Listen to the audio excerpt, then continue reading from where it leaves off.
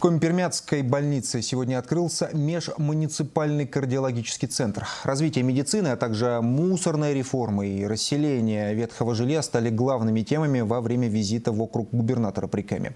Во всем по порядку расскажет Дмитрий Буланов.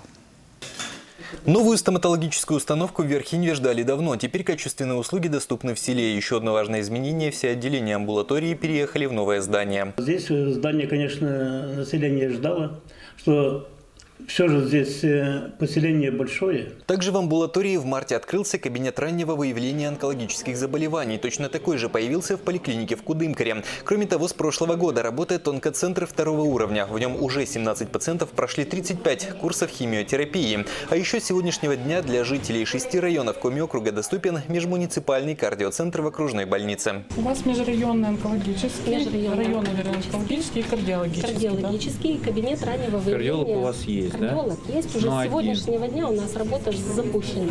Кроме объектов здравоохранения, глава региона осмотрел строящееся здание школы в селе Качево. Новое здание Качевской школы строится за счет средств краевого и местного бюджета. Общая сумма 200 миллионов рублей. Здесь будут учиться 400 человек, и сдать его планируют к концу этого года. Общая площадь здания 5500 квадратных метров. Новая школа позволит детям села и района учиться в одну смену. На данном этапе у нас возведена коробка здания, закончено практически устройство кровли, закрыт контур здания процентов на 85, внутри ведутся отделочные работы.